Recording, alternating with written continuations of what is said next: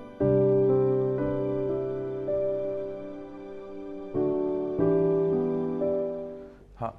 तो देखना बच्चों, तो हम अपना अगला लेक्चर देखते हैं स्ट्रेट लाइंस का। तो आज हम लोग ना थोड़ा सा बात करेंगे इक्वेशंस ऑफ स्ट्रेट लाइंस का, इक्वेशन ऑफ स्ट्रेट लाइंस, इनके बारे में थोड़ा सा हम लोग आज बात करेंगे। तो इसमें से ना कुछ फॉर्म्स होते हैं, ठीक है। ये वैसे बेसिकली मैंने थोड़ा सा बताया था, तो उम्मीद है याद होगा। तो सर ना इसमें कुछ फॉर्म्स होंगे, हम लोग थोड़े से इनके फॉर्म्स का स्टडी करते हैं। जैसे पहला फॉर्म होता है अपना, जैसे मान लो होता है अपना 2 point form. 2 point form means अगर सिंपली अगर हमें 2 पॉइंट्स अगर दे दिए जाएं किसी भी स्पेस में, तो उससे हम लोग स्ट्रेट लाइन की इक्वेशन कैसे निकालेंगे। तो जैसे मान लो अगर हमें 2 पॉइंट्स अगर दिए होते हैं x1 y1 और x2 y2, तो इनसे से ना जो स्ट्रेट लाइन की जो इक्वेशन आती है वो सिंपली क्या आएगी, y minus y1 equal to m times of कितना, x माइनस का x1। और चूंकि अगर हमें 2 पॉइंट्स अगर दी हैं तो जो स्लोप होगा वो सीधा कितना आ जाएगा, y2 माइनस y1 अपॉन कितना, x2 माइनस का x1। समझ गए, ये बेसिकली और कोई नहीं, ये जो स्लोप वाला ही पार्ट था। और यहां पे मैंने बताया था कोई भी पॉइंट ले लो। अब तुम चाहते हैं x1 y1 भी ले सकते थे, तुम्हारी में तुम चाहो तो x2 y2 भी ले सकते हो, आंसर पे कोई भी फर्क नहीं पड़ेगा। समझ गए कि अगर तुमने मान लो यहाँ पे y माइनस y2 ले लिया और यहाँ पे फिर अगर तुमने y2 ले रहे हो तो फिर यहाँ पे तुम्हें क्या लेना पड़ेगा, x2 लेना पड़ेगा। और सेम ये जो स्लोप यहाँ था वही स्लोप बस यहाँ लिख दो। समझ गए, तो ये एक फॉर्म होता है अपना कौन सा, 2 पॉइंट फॉर्म। एक फॉर्म होता है अपना point slope form. Point slope form नाम समझ में आ रहा होगा कि अगर हमें एक पॉइंट दिया हो और लाइन का स्लोप दिया हो तो फिर लाइन की इक्वेशन कैसे लिखते थे। तो कैसे लिखते थे, सिंपली y माइनस का y1 इक्वल टू कितना, m टाइम्स ऑफ कितना, x माइनस का कितना, x1। तो उस केस में जो लाइन की इक्वेशन आती थी वो डायरेक्टली कुछ अपनी ऐसे आती थी, ठीक है। तो जैसे कि मान लो अगर हमें स्ट्रेट लाइन की इक्वेशन निकालनी है जो कि 1,5 से पास हो रहा हो और जिसका जो स्लोप हो वो तुम्हारा मान लो होता माइनस का 2, तो सिंपली इसकी इक्वेशन कितनी आएगी, y माइनस का 5 equal to slope means minus का 2 टाइम्स ऑफ कितना, x माइनस का 1। सीधा ही आता, ठीक है। और याद करो स्लोप हमने क्या डिफाइन किया था, स्लोप हमने डिफाइन किया था कोई भी लाइन जो पॉजिटिव एक्स एक्सिस से एंटी क्लॉकवाइज डायरेक्शन में जो एंगल बनाता था वो जो थीटा होता था, तो इसका जो tan आएगा वही तुम्हारा क्या होता था, स्लोप होता था। स्लोप समझ गए, कोई भी लाइन पॉजिटिव एक्स एक्सिस से एंटी क्लॉकवाइज डायरेक्शन में जब मेजर करोगे तो ये जो एंगल होगा उसी का tan ले लो, तो सिंपली वही तुम्हारा क्या होगा, उस लाइन का स्लोप होगा अपना, ठीक है। इसमें कोई दिक्कत नहीं। तो जैसे अगर मान लो हमें एक स्ट्रेट लाइन की इक्वेशन लिखनी होती जो कि तुम्हारा पॉजिटिव एक्स एक्सिस से मान लेते तुम्हारा, सॉरी नेगेटिव एक्स एक्सिस से मान लेते यहां कुछ तुम्हारा 30 डिग्री बनाता, ठीक है। और ये समझना मान लेते तुम्हारा कुछ -1,3 पॉइंट से पास होता। तो अगर मान लो हमें इसकी इक्वेशन चाहिए, तो देखो पॉइंट तो हमें पता था, स्लोप पता करने के लिए बस ये देख लो कि इस लाइन ने धंधना पॉजिटिव एक्स एक्सिस से कितना एंगल बनाया। तो ये अगर 30 होगा तो ये कितना होगा तुम्हारा 150 होता, और ये 150 होता तो लाइन की इक्वेशन कितनी आती, y माइनस का 3 इक्वल टू m, और m कितना होगा, tan ऑफ 150। तो tan ऑफ 150 कितना आएगा, माइनस का 1/√3, और यहां से कितना आएगा, x प्लस 1। समझ गए, x माइनस ऑफ -1, ठीक है। इससे मेरे हिसाब से कोई दिक्कत नहीं होनी चाहिए, ठीक है। तो ये हमने 2 फॉर्म्स पढ़े थे, कौन से वाले, एक 2 पॉइंट फॉर्म और एक कौन सा अपना स्लोप फॉर्म, ठीक है। मींस बेसिकली तुम्हें इनडायरेक्टली एक स्लोप की इंफॉर्मेशन दी होगी और एक तुम्हें पॉइंट की इंफॉर्मेशन दी होगी, और ये दोनों इंफॉर्मेशन अगर मिल जाए तो हम लोग किसी भी स्ट्रेट लाइन की इक्वेशन इजीली निकाल लेंगे, ठीक है। इसमें तो कोई दिक्कत नहीं होगी, ठीक है। समझ ना। तो जैसे अगर मान लो क्वेश्चन होता अपना, find equation of tangent on the circle, find the equation of tangent on the circle x square plus y square equal to 4 at √3, 1 at √3, 1 means इस सर्कल पे ये जो पॉइंट था √3, 1, ठीक है। ऑब्वियसली आता है ये जो पॉइंट होगा इस सर्कल के ऊपर लाई करेगा, √3, 1 इसमें छापो, देखो बिल्कुल इसको सेटिस्फाई कर रहा था, ठीक है। तो इस सर्कल पे इस पॉइंट पे जो टेंजेंट बनता हमें उसकी इक्वेशन चाहिए थी, ठीक है। तो रफली हमें ना सर्कल प्लॉट करना आता है। तो x square plus Y square equal to 4, तो ये वो सर्कल था जिसका सेंटर तुम्हारा कितना था, 0,0, और रेडियस कितना था, इसको r स्क्वायर से कंपेयर करो। ये मैं बताया ना, x square plus Y square equal to r square, ये जो होता है क्या है, एक सर्कल की इक्वेशन है जिसका सेंटर जो होता है तुम्हारा, ये कितना होता है तुम्हारा 0,0, और इसका जो रेडियस होता है तुम्हारा वो तुम्हारा कितना होता है r। तो अगर मैं इसको कंपेयर करूं X square plus Y square equal to R square से, तो इसका सेंटर कितना होगा 0,0, और इसको आर स्क्वायर से कंपेयर करते तो इसका रेडियस कितना होता है 2। तो सोचो ये जो सर्कल होगा ये कुछ ऐसा होगा जिसका सेंटर 0,0 होगा और रेडियस कितना होगा 2 होगा। ये फील आता है? ये समझ गए ना? पता नहीं मुझे याद नहीं आ रहा, मैंने बताया कि नहीं बताया, नहीं बताया तो याद कर लो कि समझ, ये एक जनरल इक्वेशन ऑफ सर्कल है जिसका सेंटर 0,0 होता है, रेडियस कितना होता है r होता है। तब सोचो अगर इसका रेडियस अगर 2 है तो ये पॉइंट कितना आएगा 2,0, ये पॉइंट कितना आएगा 0,2, ये पॉइंट कितना आएगा -2,0 एंड सो ऑन। समझ गए ना? इसको बेसिकली हमने कोऑर्डिनेट एक्सिस में प्लॉट कर दिया। अब इसमें क्या कहा गया कि जो √3,1 पे जो पॉइंट है इस सर्कल के ऊपर, सर ना √3,1 ये जो पॉइंट होता है इस सर्कल के ऊपर, समझना, हमें इस पे समझना जो टेंजेंट बनता हमें उसकी इक्वेशन चाहिए थी।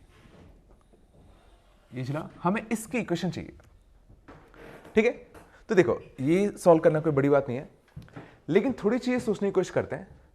सोचो पहले तो देखो ये जो टेंजेंट आएगा उसका स्लोप पॉजिटिव आएगा या नेगेटिव, सोचने की कोशिश करो। सबसे सिंपल तो साफ साफ दिख रहा है, अगर तुम इस पॉइंट पर अगर टेंजेंट बनाओगे तो पक्का उसका जो भी स्लोप आएगा पक्का वो कैसा आएगा नेगेटिव। याद है ना, ऐसे जो लाइंस जाती थी वो नेगेटिव स्लोप की होती थी, ऐसी जो लाइंस होती थी वो पॉजिटिव स्लोप की होती थी। समझ गए? इतना तो समझ में आ रहा है कि नेगेटिव आएगा।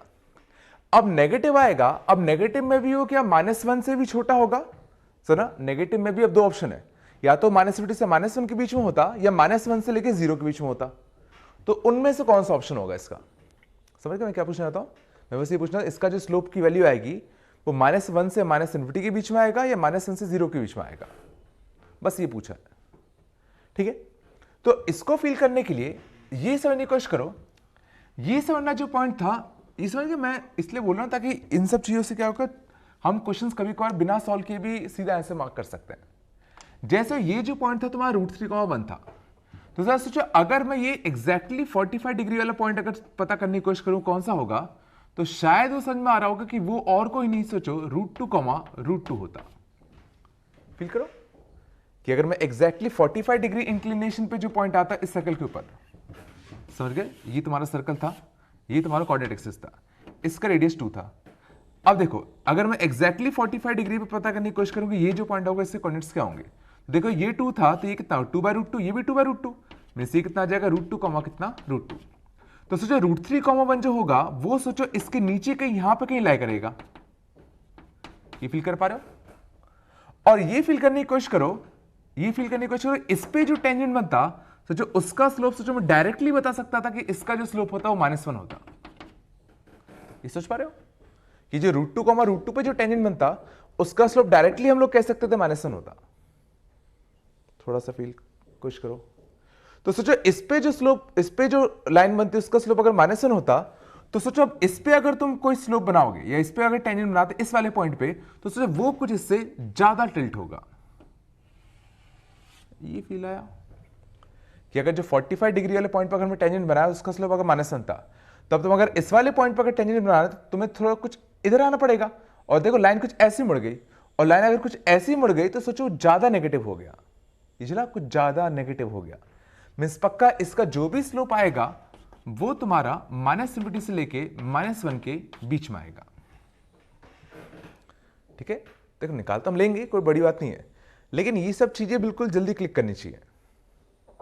ठीक है, अब मुद्दा होता है हम निकालेंगे कैसे। तो देखो √3,1 पे हमें टेंजेंट चाहिए था, वैसे हमें इस वाले टेंजेंट की इक्वेशन चाहिए। तो इस वाले टेंजेंट की अगर हमें इक्वेशन चाहिए तो बेसिकली हमें एक इस पे पॉइंट चाहिए था इस लाइन के ऊपर, और एक इस लाइन का हमें स्लोप चाहिए था। पॉइंट तो भाई साफ साफ दिख रहा है √3,1 है, मैं जो भी लाइन की इक्वेशन आएगी वो पक्का कुछ ऐसे बनेगा y-1 इक्वल टू कितना m टाइम्स ऑफ कितना x माइनस का √3। बस स्लोप पर मिल जाए तो मेरा काम हो जाएगा। और अच्छी बात ये है कि ये जो टेंजेंट, ये जो रेडियस वेक्टर था इस टेंजेंट पे, ये इस पे सोचो परपेंडिकुलर था। सोचो ये जो रेडियस वेक्टर था वो इस टेंजेंट पे तुम्हारा परपेंडिकुलर था।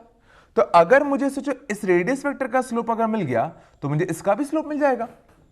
और अच्छी बात है सुना, ये जो रेडियस वेक्टर था इसमें से ये जो पॉइंट था ये 0,0 था, और ये जो पॉइंट था कौन सा था √3,1 था। तो सोचो इसका जो स्लोप आएगा वो तुम्हारा कितना आएगा y2 minus y1 upon x2 minus x1, means इसका जो स्लोप आया वो सोचो 1/√3 आया। तो इसका स्लोप अगर 1/√3 है तो इसका जो स्लोप होगा -√3 होगा। याद करो m1 m2 इक्वल टू -1, याद है ना? तो इसका स्लोप अगर 1/√3 अगर होगा तो इसका m2 का कितना होगा, इक्वल टू -1 करते, और -1 करते तो m2 तुम्हारा कितना था, माइनस का √3। तो यहां से हमें क्या हुआ, इसका हमें स्लोप भी मिल गया। ये समझ गए? और समझने की कोशिश करो, ये जो स्लोप आया सोचो -1 से ज्यादा बड़ा नेगेटिव था, और होना भी चाहिए था जैसे हमने सोचा था। ये फील आया मैं क्या बताना चाहता हूं? ठीक है, तो समझ में आ गया होगा मेरे हिसाब से मैंने कैसे किया। तो कोशिश करो इस चीज को थोड़ा सोचने की, ठीक है? या डायरेक्टली भी सोच सकते थे। देखो अगर मुझे सीधा इसका एंगल मिल जाता पॉजिटिव एक्स एक्सिस से तो मेरा काम वैसे ही बन जाता।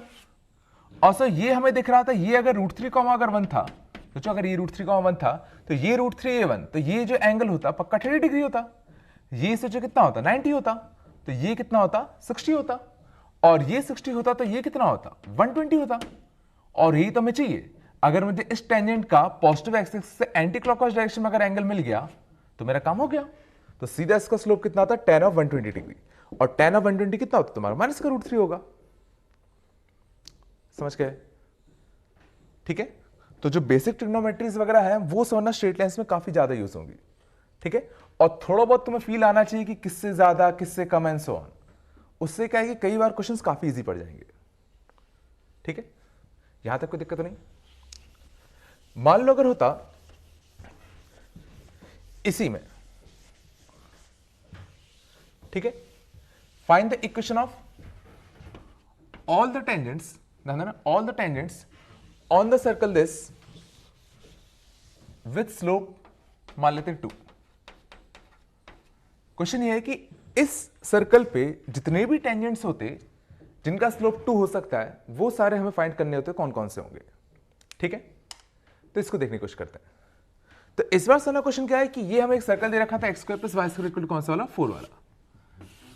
अब इसके ऊपर जितने भी स्लोप 2 वाले टेंजेंट होंगे हमें वो सारे फाइंड करना है। तो पहले तो ये फील करने की कोशिश करो कि ऐसे कितने टेंजेंट्स होंगे इस सर्कल के ऊपर जिनका स्लोप 2 होगा।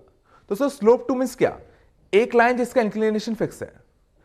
ठीक है, तो देखो अगर मैं ये लाइन अगर बनाऊंगा, सोचो अगर मैं ये लाइन बनाऊंगा इसका इंक्लिनेशन फिक्स है जिसका स्लोप 2 आएगा, इसी के पहले से जितने भी तुम लाइंस बनाते सबका स्लोप 2 होता। ये फील कर पा रहे हो, ये जितने भी लाइंस सबका सब स्लोप तुम्हारा कितना है, 2 है। अब इनमें से सोचो कितने इस सर्कल पे टेंजेंट है, बस हमें ये तो फाइंड करना था। तो शायद समझ में आ रहा हो कि अगर इसी लाइन को तुम अगर ऐसे मूव करते जाओगे करते जाओगे करते जाओगे तो एक बार सोचो यहां पे टच करेगा और दूसरी बार सोचो ये कुछ इसको यहां पे टच करेगा। ये फील कर पा रहे हो? मींस ऐसे तुम्हारे 2 टेंजेंट्स एग्जिस्ट करेंगे जो इस सर्कल पे टेंजेंट भी होंगे और जिनका स्लोप कितना होगा, 2 होगा। ये फील आया? तो शायद ये समझ में आ गया होगा कि किसी भी पर्टिकुलर स्लोप का टेंजेंट एक सर्कल पे ऐसे 2 होंगे।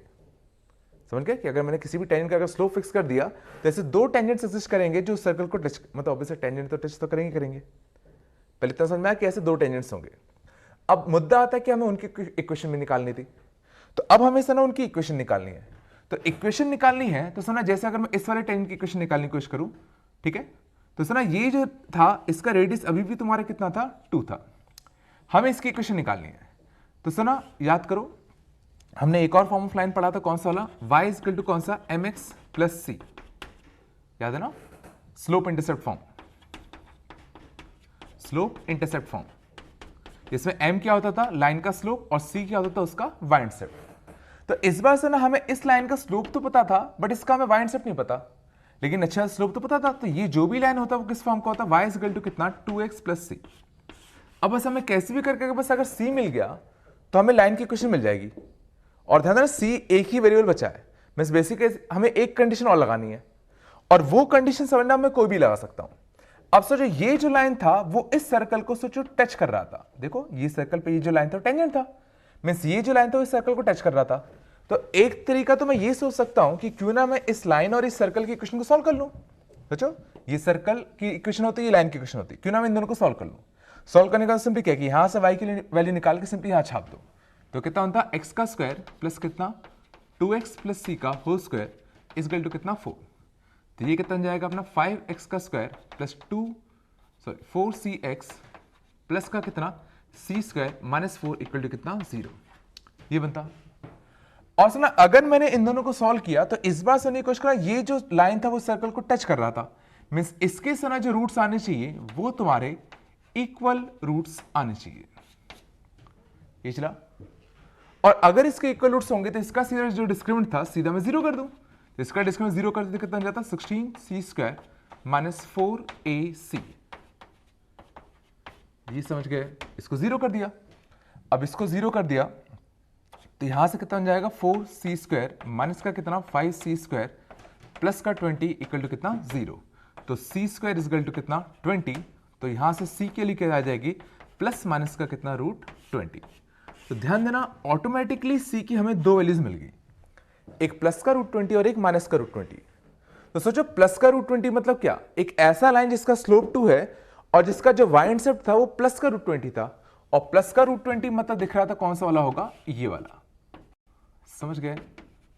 और माइनस का √20 तो ऑब्वियस बात है वो किस वाले टेंजेंट करस्पॉन्ड कर रहा होगा, इस वाले को, तो माइनस √20 कौन सा होता, ये वाला। तो ऑटोमेटिकली हमें क्या हुआ, हमें दोनों इक्वेशन मिल गई, कौन सी, y इक्वल टू कितना 2x और कितना प्लस माइनस का √20। ये समझ गए, इसमें तो कोई दिक्कत नहीं होगी कि सीधा लाइन इस पे टेंजेंट था तो सीधा दोनों को सॉल्व किया, इक्वल रूट्स के लिए सॉल्व कर दिया। यह सर ना, अगर हम लोग ट्रिग्नोमेट्री से अगर डायरेक्टली अगर निकाल लेते तो और अच्छा होता। सोचो ये लाइन था जिसका स्लोप तुम्हारा 2 था, अगर सोचो मुझे अगर ये लेंथ अगर मिल जाए तो सोचो मैं डायरेक्टली लाइन की इक्वेशन लिख दूंगा। सोचो यही तो y इंटरसेप्ट होता है इस लाइन का, और अगर हमें ये लेंथ अगर मिल गया तो मैं डायरेक्टली फिर लाइन की इक्वेशन लिख सकता था। अब ये लेंथ निकालने के लिए देखो हमें पता क्या है, हमें ये पता था कि ये जो रेडियस था वो 2 था और ये इस पे 90 डिग्री था, ठीक है, और इसका हमें स्लोप पता है कितना है, 2 है। सोचो इस लाइन का हमें स्लोप पता था कितना था, 2 था। मींस इस लाइन का हमें सना tan थीटा पता है, ध्यान देना tan थीटा पता है कितना है, 2 है, जहां पर थीटा क्या है, ये था। सोचो तो ये सोचो अगर थीटा होगा तो ये जो होगा 90 माइनस थीटा होगा, तो ये जो होगा कितना होगा, थीटा होगा। ये फिलहाल ये थीटा था तो ये 90 माइनस थीटा, तो ये थीटा होगा। तो सोचो अगर दिस अपॉन दिस अगर मैं करूं या दिस अपॉन दिस कर दूं, सर ये 90 डिग्री था अपना, तो ये अगर थीटा है अपना, सुना ये अगर थीटा था, ये हाइपोटेन्यूस अपना, तो सर दिस अपॉन दिस, तो 2 अपॉन इस लेंथ को अगर मैं x मान लूं तो 2 upon x this is equal to कितना, cos थीटा। सोचो देखो ये अगर थीटा है तो ये 2 हो गया, ये x हो गया, तो ये 90 तो हाइपोटेन्यूस हो गया, तो 2 अपॉन x कितना है, cos थीटा आएगा। और tan थीटा सोचो अगर 2 है तो tan थीटा अगर 2 होगा तो cos थीटा कितना होगा, 1/√5 होगा, तो cos थीटा कितना होगा, 1/√5। तो 2/x इक्वल टू कितना, 1/√5, तो x कितना आ जाएगा 2√5, और 2√5 ये कितना होता है तुम्हारा, √20 होता है। मीन्स ये जो लेंथ होगा ये हमें डायरेक्टली मिल जाता, कितना होता, √20। और एक बार हमें ये लेंथ मिल गया तो सीधा अब इस लाइन की इक्वेशन क्या आ जाएगी, सीधा y equal to mx plus c, और c क्या है, इसका y इंटरसेप्ट, और ध्यान देना इसका जो y इंटरसेप्ट था वो नेगेटिव था, तो इस लाइन की जो इक्वेशन आएगी वो बेसिकली कितनी आएगी, माइनस का √20। लेकिन हमें बस लेंथ से मतलब था, बाकी तो हम प्लस माइनस तो सोच ही लेंगे। और एग्जैक्टली एक सेम टू सेम लाइन ऊपर की साइड आती, जिसका जो y इंटरसेप्ट होता वो भी एग्जैक्टली √20 लेंथ का ही होता, बट वो कैसा होता तुम्हारा, पॉजिटिव। तो डायरेक्टली हमने सुना दोनों इक्वेशन सीधा निकाल ली, ठीक है। तो उम्मीद है ये समझ में आ गया होगा। चलो आगे चले। हाँ देखना, अगला फॉर्म सर ना जो लाइन का होता है अपना, वो होता है अपना जिस मैंने अभी बताया था, स्लोप इंटरसेप्ट फॉर्म। ये सबसे काम का फॉर्म होता है अपना, और इसमें सर ना जो लाइन की इक्वेशन जो आती है हमारी वो सिंपली कौन सी आती है, y इक्वल टू कितना, mx plus c, where m is the कितना स्लोप एंड c इज कितना तुम्हारा y इंटरसेप्ट, ठीक है। इसका मतलब तो पता ही होगा, ठीक है, तो इसमें ज्यादा मैं एक्सप्लेन नहीं कर रहा इसको, ठीक है, ये तो कर लेते हो ना। अगला देखते हैं, अगला आता है अपना इंटरसेप्ट फॉर्म। यहां से थोड़ा सा हमने नहीं पढ़े हैं। इंटरसेप्ट फॉर्म से मुझे सुनना क्या होता है, तो सर ना जैसे अगर मान लो कोई भी लाइन अगर है कुछ ऐसा, और इसने सर ना अगर x इंटरसेप्ट अगर तुम्हारा किया कुछ a पे, और y इंटरसेप्ट अगर मान लो इसने किया कुछ अपना किस पे, b पे, तो इस लाइन की इक्वेशन को हम लोग डायरेक्टली लिख सकते हैं x/a plus y/b equal to कितना, 1, ठीक है। अभी तक तो जितने भी फॉर्म्स थे इससे पहले वाले वो सर ना सबके सामने पढ़ रखे हैं, ठीक है ना, उनमें तो मेरे हिसाब से कोई दिक्कत नहीं होगी। इनको देखना इंटरसेप्ट फॉर्म क्या होता है, तो अगर कोई लाइन से ना जिसका x इंटरसेप्ट a और y इंटरसेप्ट b है, ध्यान देना a और b कुछ भी हो सकते हैं, इंटरसेप्ट्स हैं, ये लेंथ नहीं है, तो ये पॉजिटिव भी हो सकते थे, नेगेटिव भी हो सकते हैं, समझ गए ना। तो सीधा उस केस में जो लाइन की इक्वेशन आएगी वो कौन सी आएगी, x by A plus Y by B equal to कितना 1। मीन्स अगर मान लो लाइन कुछ अगर ऐसा होता जिसमें ये लेंथ 1 होती, ये लेंथ अगर 2 होती, तो सीधा इसका जो लाइन की इक्वेशन आती वो कितनी आती, x बाय x का इंटरसेप्ट क्या है, तो धना x का इंटरसेप्ट इस केस में जो है धना ये लेंथ 2 है, लेकिन x इंटरसेप्ट की अगर बात करोगे तो वो कितना आएगा -2 प्लस y अपॉन y का इंटरसेप्ट, और y का इंटरसेप्ट तुम्हारा कितना था +1 इक्वल टू कितना 1। तो ये तुम्हारी लाइन की इक्वेशन होती है। ठीक है, प्रूव करना बड़ा ही सिंपल सा।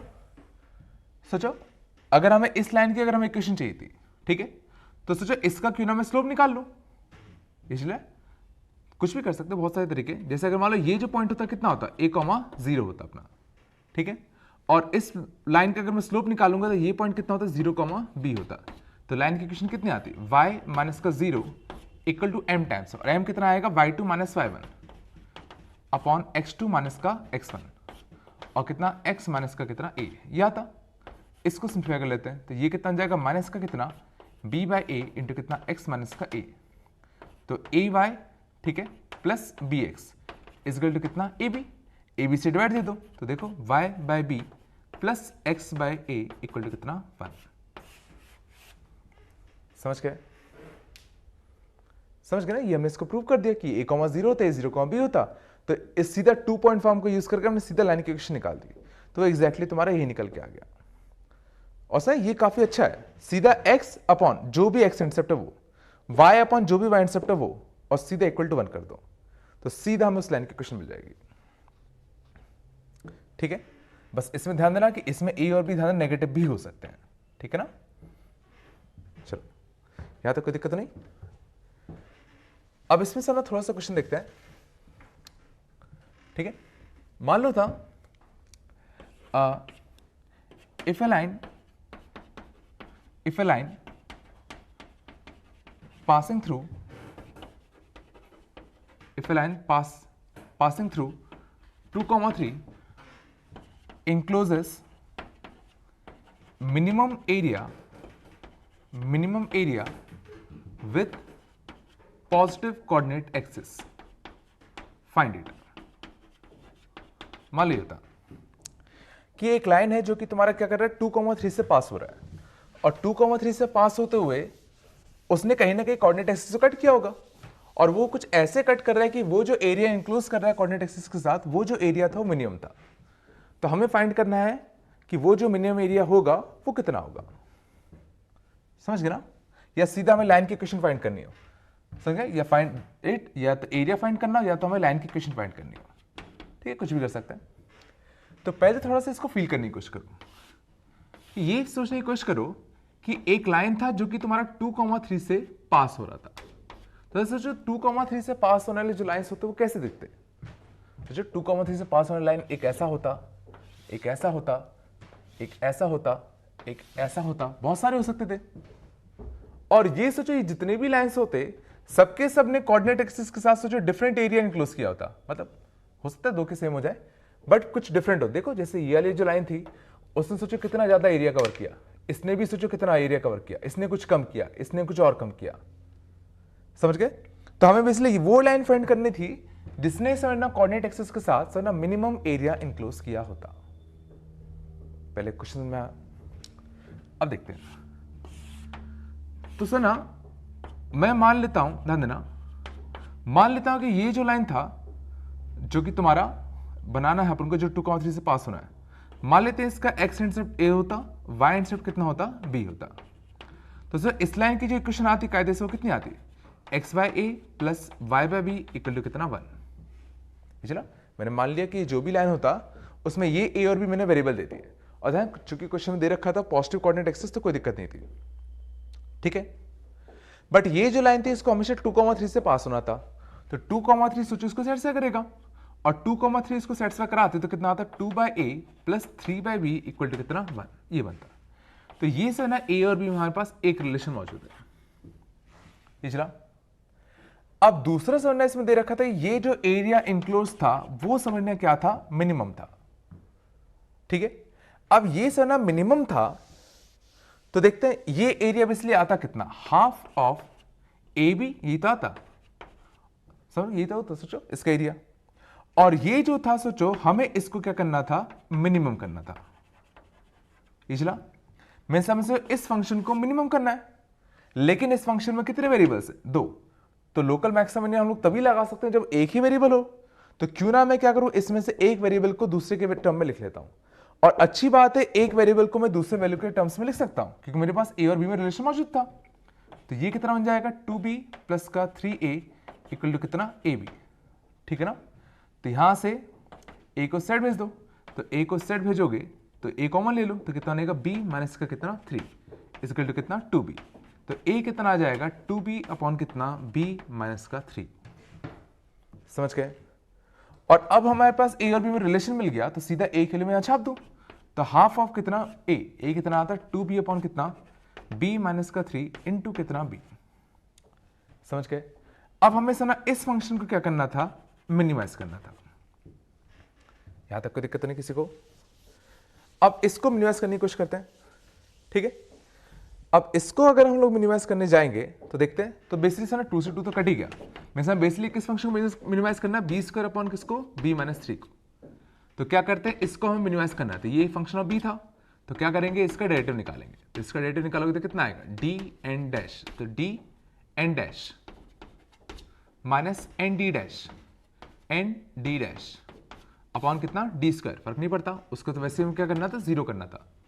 तो जीरो करोगे, ध्यान देना, तो इस बार क्या होगा, तो सोचो 2b इंटू बी माइनस 3, इसको हम लोग किससे इक्वेट करते, बी स्क्वायर से इक्वेट करते। ये समझ गए ना। तो जीरो करने जाओगे इस चीज को, तो सुना एक बार b से b कटेगा, तो ध्यान देना एक b इजगल टू 0 भी एक सोल्यूशन आएगा। ये चला। और दूसरा कितना आता, 2b माइनस का 6 इजगल टू कितना, b means b equal to कितना आता, दूसरा 6 आता। तो एक सॉल्यूशन आया b इजगल टू 0, दूसरा सॉल्यूशन आया b इजगल टू 6। समझ गए। अब हमें देखना था इसमें से मिनिमा किस पे आता, ठीक है। तो मिनिमा किस पे आएगा, इसको चेक करना था। तो एक तो तरीका था क्यों ना इसका मैं डबल डेरिवेटिव निकाल दूं, सर एक तरीका वो था।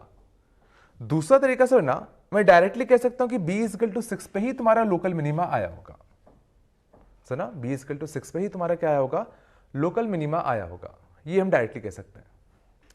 समझना कैसे, कि सोचो वैसे b इजगल टू 0 पे, ध्यान देना, क्योंकि सोचो अगर b इजगल टू अगर तुम 0 अगर तुम ले लेते, ध्यान देना, देखो ये मैंने कैसे कहा, देखो b इजगल टू 0 का मतलब क्या है, कि हमने जो लाइन कौन सी मानी थी, x by a plus y by b equal to 1, तो हमने b 0 ले लिया। तो b 0 ले लिया, इसका मतलब क्या है, हमने जो y इंटरसेप्ट था उसको 0 मान लिया। तो दोस्तों वो लाइन जिसका y इंटरसेप्ट 0 होगा, सोचो वो लाइन जिसका y इंटरसेप्ट 0 होगा और 2,3 से पास होगा, वो सोचो कौन सा होगा, वो यही वाला तो होगा जो 2,3 से पास हो और सोचो ओरिजिन से पास हो जाए। सोचो वही तो हो सकता था अपना। ये समझ मैंने क्या करा, ठीक है, कि अगर हमें y इंटरसेप्ट अगर 0 करना था, b 0 वाला सब यही तो था अपना। बट क्वेश्चन में साफ साफ दे रखा था हमें जो समझना, जो एरिया लेना था वो पॉजिटिव कोऑर्डिनेट एक्सिस के साथ लेना था। और ये तो समझना ये वाला तो हम वैसे भी नहीं ले सकते। समझ गए, बिल्कुल सही बात है। इस केस में जो एरिया आता है वो 0 हो जाता, लेकिन क्वेश्चन में दे रखा था कि हमें जो एरिया इंक्लोज करना था वो पॉजिटिव कोऑर्डिनेट एक्सिस के साथ करना था। तो ये सॉल्यूशन तो वैसे भी हमारा आने से रहा था। अब मुद्दा आता है कि b इजकल टू जो 6 था वो हम कैसे कहेंगे कि वो मिनिमम ही होगा, हो सकता है मैक्सिमम हो। लेकिन अगर समझना थोड़ा सा फील करने की कोशिश करो, देखो ये 2,3 था, तो सोचो 2,3 से पास होने वाली एक लाइन सोचो मैं ऐसी बना सकता हूं, सोचो ऐसी बना दूं, बिल्कुल हल्का सा वर्टिकल से हल्का सा तिरछा कर दूं। सर वर्टिकल से हल्का सा मैंने तिरछा कर दिया, तो सोचो ये फिर एरिया, उस केस में ये एरिया इंक्लोज होता। और सोचो अगर मैं एग्जैक्टली वर्टिकल की साइड अगर जाऊंगा तो सोचो फिर ये जो एरिया होगा वो सोचो इन्फिनिटी को टेंड करेगा। फील करो 2,3 से पास होने ये वाली जो लाइन होती उसका जो एरिया इंक्लोज होता वो तुम्हारा इन्फिनिटी को टेंड कर रहा होता। ये सोच पा रहे हो। अगर सोचो 2,3 से पास होने अगर मैं ये वाली लाइन बना दूं हॉरिजॉन्टल वाली, ऐसी वाली, तो सर उस केस में इसका वाई इंटरसेप्ट यहां होता, एक्स इंटरसेप्ट सोचो कहीं इन्फिनिटी भी आगे होता। तो उस केस में भी सोचो जो एरिया इंक्लोज आता वो कितना आता, इन्फिनिटी आता या टेंडिंग टू इन्फिनिटी आता। तो सोचो अगर लाइन ऐसी है तो भी एरिया इन्फिनिटी है, अगर हॉरिजॉन्टल है तो भी एरिया इन्फिनिटी है, तो बीच में सोचो कैसा होगा। तो अगर सोचो अगर मैं एरिया का ग्राफ अगर प्लॉट करूं स्लोप के साथ, सोचो स्लोप के साथ अगर मैं एरिया का ग्राफ प्लॉट करूं तो सुनो ना, जब स्लोप 0 था तब सोचो एरिया काफी ज्यादा था, जब सोचो स्लोप इन्फिनिटी के आसपास गया तब भी एरिया काफी ज्यादा था। तो जैसे जैसे स्लोप को तुम कम करोगे कम करोगे कम करोगे तो सोचो जो एरिया इंक्लोज होगा वो कम होगा। तो बीच में सोचो कभी ना कभी एक ही बार तो मिनिमा आएगा, और जो भी पॉइंट होगा वो कंफर्म तुम्हारा लोकल मिनिमा ही होगा। ये चला, नहीं तो फिर डबल डेरिवेटिव चेक कर ही सकते हो, वो ऑप्शन थे हमारे पास हमेशा। ठीक है, वैसे ज्यादा अच्छा होगा ये फील करने की कोशिश करो कि सीधा b = 6 जो हमें सॉल्यूशन मिला वो पक्का लोकल मिनिमा वाला ही पॉइंट रहा होगा। ठीक है, समझ गए? तो जो लाइन की इक्वेशन जो आती है, तो सुना b अगर 6 आ गया तो b अगर 6 आ गया तो यहां से कितना बन जाएगा 12 अपॉन कितना 3, तो a कितना आ जाएगा 4। तो जो लाइन की इक्वेशन बनती है वो कौन सी बन जाएगी, x/4 plus y/6 equal to कितना 1। सीधा ये हमें उस लाइन की इक्वेशन मिल जाती है। ठीक है, ये समझ में आया? चलो, यहां तो कोई दिक्कत तो नहीं? हाँ, देखना बच्चों, जैसे अलग क्वेश्चन होता, find equation of all possible straight lines passing through 1,2 and enclosing area of 4 square units with coordinate axis. ठीक है, मीन्स 1,2 से पास होना है वो सारे स्ट्रेट लाइन जो कि सर ना 4 यूनिट इनक्लोज करेंगे, वो हमें पता करने थे कौन कौन से होंगे। ठीक है, तो सर ना, तो 1,2 से हमें पास कराना था, और जो एरिया इंक्लोज करना था वो कितना करना था, 4 करना था। ठीक है, तो इसमें करने के लिए देखो ऑब्वियसली 1,2 से पास होने से बहुत सारे स्ट्रेट लाइंस होते हैं। ठीक है, तो सर अगर ये बहुत सारे स्ट्रेट लाइंस जो होते, ये फील करो, ये जब भी 1,2 से पास होते तो सर ये इंटरसेप्ट और ये इंटरसेप्ट जो होता वो दोनों डिफरेंट होते अपने। तो क्यों ना मैं इसी चीज को मैं वेरिएबल मान ले रहा हूं, तो मैं मान ले रहा हूं सर ना, ये जो पन्ना 1,2 से पास होना एक वेरिएबल स्ट्रेट लाइन था, वो मान लो यहाँ पे जो एक्स इंटरसेप्ट दे रहा है वो अपना ए दे रहा था, और ये जो अपना वाई इंटरसेप्ट दे रहा था वो तुम्हारा कितना दे रहा था, बी दे रहा था। ठीक है, तो ये जो अपना स्ट्रेट लाइन आता, इसकी जो इक्वेशन आती वो कितनी आती, x/a plus y/b equal to कितना 1, और 1,2 से इसको पास करना था, मीन्स 1/a प्लस कितना 2/b इक्वल टू कितना 1। तो ये एक रिलेशन हमें मिल गया किसमें, a और b में। इसको सॉल्व कर लेते हैं, तो b प्लस का कितना 2a इक्वल टू कितना ab, इसको उधर ले जाओ, तो a कितना आ जाएगा तुम्हारा b माइनस का कितना 2। तो a की जो वैल्यू आ गई वो तुम्हारी कितनी आ गई, b अपॉन b माइनस का 2 आ गया। समझ गए? तो ये अपना आ गया कितना, b अपॉन b माइनस का 2। ठीक है, अब हमें करना क्या था, ये जो एरिया इंक्लोज था वो हमें कितना चाहिए था, 4 चाहिए था। लेकिन इस बार ध्यान देना, ये जो एरिया आता, एरिया जो अपना आता, इस बार सुना ऐसा कहीं भी नहीं कहा है कि जो हमें एरिया इंक्लोज करना था पॉजिटिव एक्स एक्सिस के साथ करना था या पॉजिटिव एक्सिस के साथ करना था, तो कहीं भी हो सकता था। तो इसका सोचो जो एरिया आता उसको हम लोग लिख सकते हैं सीधा कितना, 1/2 ऑफ कितना, मॉड ऑफ ए बी। ये चला, क्योंकि ना ए और बी कहते हैं इंटरसेप्ट से, ए और बी कहते हैं इंटरसेप्ट से, तभी तो हमने ये इक्वेशन यूज करी हमने। समझ गए? तो अगर ये इंटरसेप्ट्स होंगे तो एरिया से ना हम लोग कैसे कितना, half of mod of A B आएगा, और ये जो था तुम्हारा इसको हमें किसके बराबर करना था, 4 के बराबर करना था। अब ए के लिए चाहो तो यहां छाप दो, तो ये कितना जाएगा, हाफ ऑफ कितना ए बी, तो b upon b minus 2 into B mean B square upon कितना, b माइनस का 2। समझ गए? और इसको हमें कितना करना है 4, तो इसको सॉल्व कर लेते हैं, और ये किस में है तुम्हारा मॉड में, तो b स्क्वायर अपॉन कितना b माइनस 2 का mod, this is equal to कितना 8। समझ गए? तो इस वजह से ना ये समझ में आ गया। अब यहां से हम लोग क्या करें, b के लिए निकाल लेंगे, तो मॉड को हटाओगे, तो ना मॉड को अगर हटाओगे तो सर ना यहाँ पे प्लस माइनस 8 दो आएंगे, तो एक बार आएगा b स्क्वायर अपॉन कितना b माइनस का 2, दिस इज इक्वल टू कितना +8, और एक बार कितना आएगा b square upon b minus 2, ये कितना आएगा तुम्हारा -8। इसको सॉल्व कर लेते हैं, तो यहां से कितना आ जाएगा, b स्क्वायर माइनस का कितना 8b और कितना प्लस का कितना 16 इक्वल टू कितना 0। तो देखो यहां से b की एक वैल्यू है कौन सी, 4। यहां सॉल्व कर लेते हैं, तो यहां से कितना आएगा b स्क्वायर प्लस का 8b और कितना माइनस का 16 इक्वल टू कितना 0। तो यहां से b के रूट्स कितना आ गया, माइनस का 4 प्लस माइनस का कितना √32। समझ गए? तो b के साथ ना टोटल हमारे पास 3 वैल्यूज आई, एक प्लस का 4 और एक -4 प्लस √32 और एक -4 माइनस का √32। ये चला, और सर ना जो जो करस्पॉन्डिंग b आए थे उनको अगर मैं यहां पे छाप दूं, तो सर जो b की जो 3 वैल्यूज आई थी उनको अगर तुम यहां छापते तो सर a की भी तुम्हारी 3 वैल्यूज आती। ये चला, a की भी फिर 3 वैल्यूज आती, a की वैल्यू 3 नहीं है, a की 3 वैल्यूज आएंगी। ठीक है। तो टोटल ऐसे लाइंस हमें कौन से मिलते जिसमें x by A plus Y by B जो होता 1 के बराबर होता। तो इसमें b की हमें कितनी वैल्यूज मिली 3 और करस्पॉन्डिंग a की भी कितनी मिली 3। मींस ऐसे समझना 3 लाइंस होंगे जो कि सर ना 1,2 से पास होंगे और जो एरिया वो लोग इनक्लोज करेंगे वो तुम्हारा किसके बराबर होगा 4 के बराबर होगा। समझ गए? ऐसे 3 लाइंस होते हैं। समझ गए? लाइंस इक्वेशन तो लिख ही सकते ना कि जैसे B4 आया तो B4 होता तो B के करस्पॉन्डिंग A निकाल लो, तो B4 के करस्पॉन्डिंग A निकाल लेते हैं। तो B अगर 4 होगा तो A कितना आएगा 4 छाप दो तो 4/2 तो A कितना आता 2। समझ गए?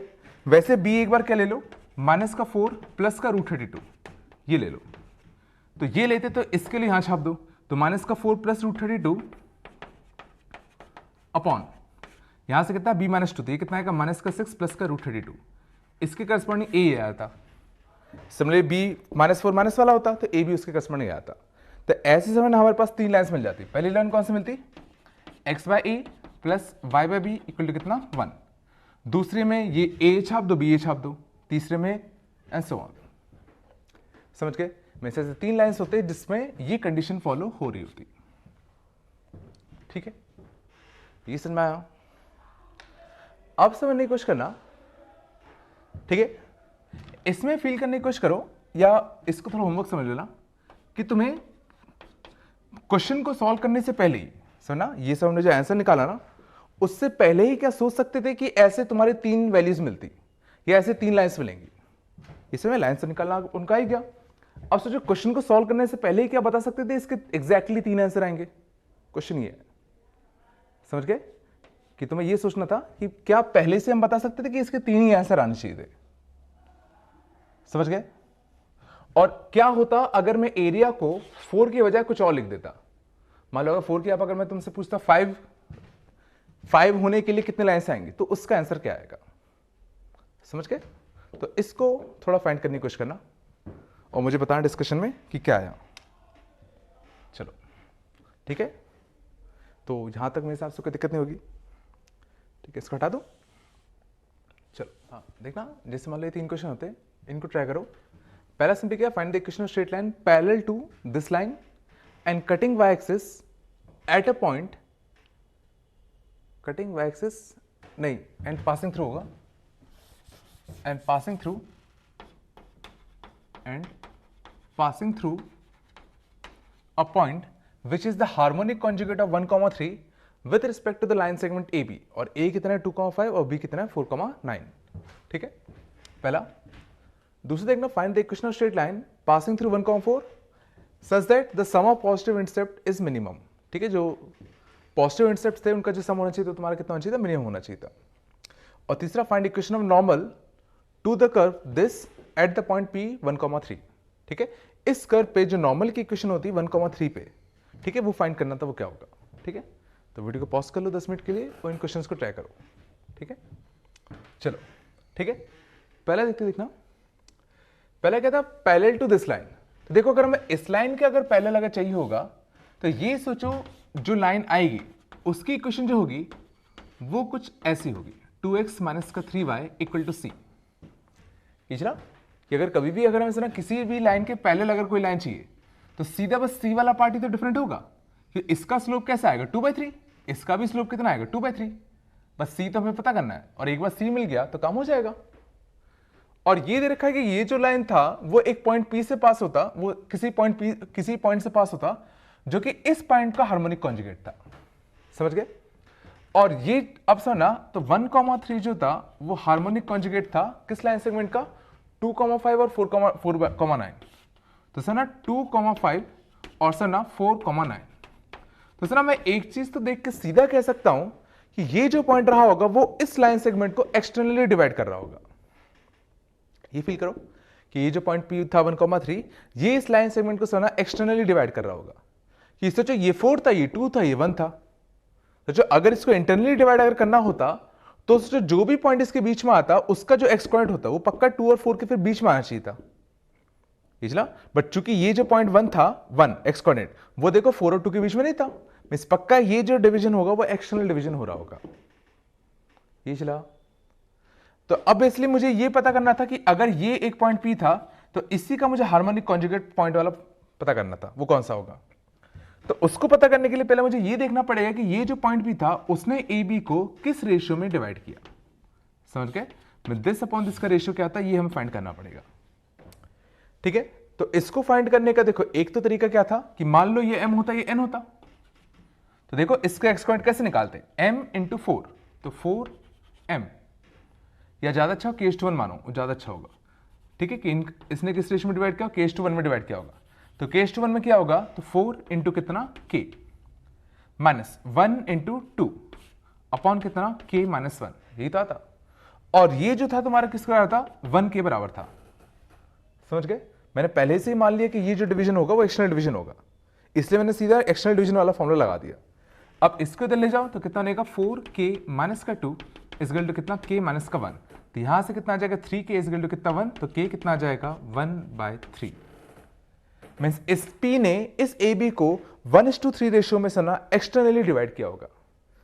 धंधरा मुझे पता था कि एक्सटर्नल डिवीजन था इसलिए मैं डायरेक्टली ये फॉर्मूला लगाया, ठीक है। अगर मान लो तुम्हें कुछ भी नहीं समझ में आ रहा और तुम्हें नहीं पता कि वो एक्सटर्नल डिवीजन है इंटरनल डिवीजन है, तो सीधा ये कर सकते हो कि मान लो ये जो डिवीजन होता वो इंटरनल होता और तुमने क्या मान लिया कि इसने इसको k/1 रेशियो में डिवाइड किया, और ये पॉइंट कौन सा था तुम्हारा 4, कितना 9, तो सीधा क्या करते k इंटू 4, तो 4k प्लस 2 बाय कितना k+1, इसको सीधा 2 से इक्वेट करते, और 2 से इक्वेट करोगे तो 4k प्लस का 2 इजकल टू कितना 2k, 4k प्लस का 2, ठीक है, इजकल टू कितना बन जाएगा अपना 4k प्लस का 2 अपॉन k+1, ठीक है। ये जो पॉइंट, सॉरी ये पॉइंट कितना था 1 था ना, सॉरी ये पॉइंट था 1,3 था ना, इजकल टू कितना आएगा 1, इजकल टू कितना k+1 ये आता। और इसको अगर तुम सॉल्व करते तो समझना ऑटोमेटिकली k तुम्हारा कितना आया था माइनस का 1/3 आया था। और यहां पे माइनस सिंपली क्या करस्पॉन्ड कर रहा है कि ये जो डिवीजन होगा एक्सटर्नल होगा और किस रेशियो में होगा 1:3 रेशियो में होगा, ठीक है। तो अगर तुम नहीं सोच पा रहे तो सीधा ये करो, अपने आप जो आना होगा आ जाएगा। और अगर हमें पहले से समझ में आ गया कि एक्सटर्नल डिवीजन होना ही था तो सीधा मैंने k/1 मान लिया, उससे फिर ये निकाल दिया। तो दोनों से ये समझ में आ गया कि ये जो पॉइंट P था इसने इसको 1:3 रेशियो में सना एक्सटर्नली डिवाइड कर रहा होगा। पहले इतना आया, एक तरीका से करने का ही था। दूसरा तरीका जो बहुत ही अच्छा था, सोचो 1 से लेके 2 में कितने का चेंज आया 1 का, 2 से लेके 4 में कितने का चेंज आया 2 का, मीन्स यहां से यहां का लेंथ अगर 1 होगा तो यहां से यहां तक का जो लेंथ होगा वो 2 होगा। तो चाहिए तो है 1 से लेके 2 में 1 का चेंज, 2 से लेके 4 में 2 का चेंज, तो यहां से यहां का चेंज अगर 1 का तो यहां से यहां का चेंज 2 का होगा, तो यहां से यहां का 1 का तो यहां से यहां का 1 + 2 3 का ही तो होगा। तो डायरेक्टली भी हमें सोच सकते थे कि ये 1:3 रेशियो में ही डिवाइड कर रहा था, ये चला।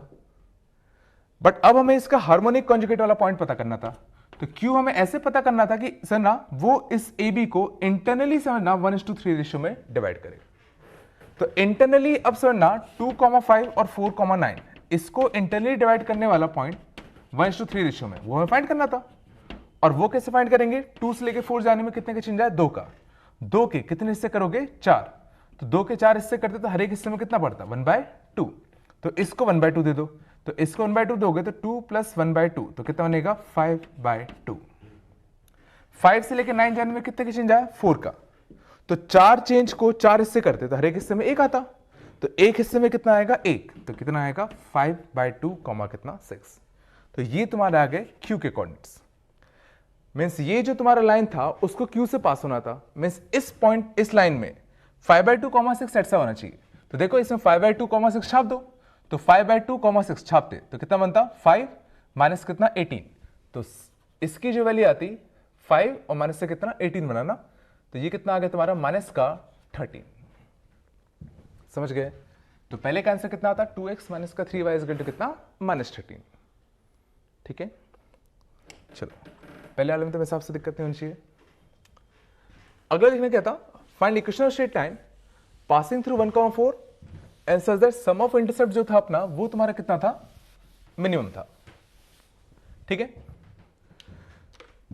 तो वापस से वही करते हैं कि मान लेते हैं कि 1,4 से पास हो रहा था, तो मान लेते हैं ये कुछ ऐसा होता, ये 1,4 था, ठीक है।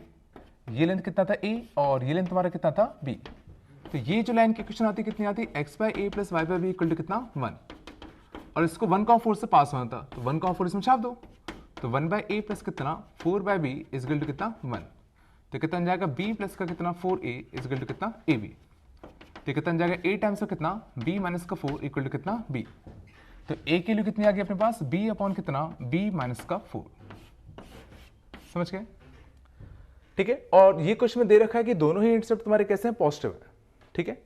तो अब हमें क्या करना था, a प्लस बी जो था इसको हमें मिनिमाइज करना था। देखो ऑब्वियस सी बात है कि 1,4 वाली लाइन को अगर सोचो, अगर चेंज करोगे, सोचो अगर इसी लाइन को चेंज करो तो देखो अभी लाइन ऐसी है, एक बार ऐसे सोचो ऐसी बनती, एक बार सोचो बिल्कुल हॉरिजॉन्टल बना दो, एक बार सोचो बिल्कुल वर्टिकल बना दो। तो देखो इनका जो सम ऑफ इंटरसेप्ट है वो बिल्कुल से ये बार बार चेंज हो रहा है। और सोचो अगर एग्जैक्टली वर्टिकल लाइन होगी तो सोचो इनका सम ऑफ इंटरसेप्ट जो आएगा वो इन्फिनिटी आएगा। एकदम हॉरिजॉन्टल लाइन होती तो भी सोचो इनका जो सम आता वो सीधा इन्फिनिटी आता। मींस पक्का है बीच में कभी ना कभी इसका मिनिमम मिल रहा होगा। ये चला कि यहां पे इनका सम ऑफ इंटरसेप्ट इन्फिनिटी, यहां पे इनका सम ऑफ इंटरसेप्ट इन्फिनिटी, तो बीच में सोचो कभी ना कभी इनका जो सम ऑफ इंटरसेप्ट होगा वो पक्का मिनिमम आएगा।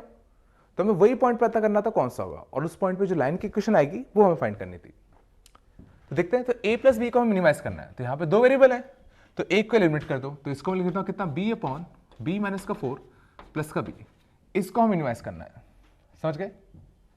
तो इसको मिनिमाइज करने के लिए सीधा ठीक है इसको डेरिवेटिव कर देते हैं, और कुछ कर सकते हैं क्या, डेरिवेटिव भी कर लेते हैं, इसको चाहे सिंपलीफाई कर लो। तो b माइनस का कितना 4b, तो माइनस का कितना 3b प्लस का कितना b स्क्वायर अपॉन कितना b माइनस 4। ठीक है, इसको डेरिवेटिव करते तो कितना बनेगा d एन डैश, तो d एन डैश, तो एन डैश कितना बनेगा 2b माइनस का कितना 3 माइनस एन डी डैश, तो b स्क्वायर माइनस का 3b और b माइनस 4 का डेरिवेटिव 1, इसको क्या करते 0। तो 2b स्क्वायर माइनस का b स्क्वायर, तो कितना b स्क्वायर माइनस का 8b माइनस का 8b माइनस का 3b माइनस का 11b और प्लस का कितना 3b, तो माइनस का कितना 8b। ठीक है ना, प्लस का 12, दिस इज इक्वल टू कितना 0। और इसको अगर सॉल्व करेंगे तो इसके दो रूट्स आएंगे, एक कौन सा 2 और एक कौन सा 6। तो b की दो वैल्यूज आई, एक 2 और एक 6। समझ गए?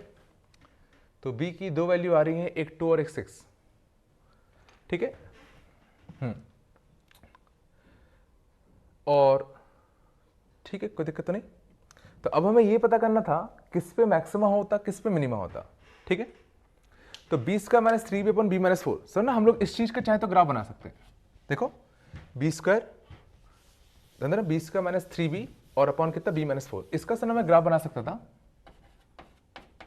इसका ग्राफ बनाने के लिए सोचो क्या करते,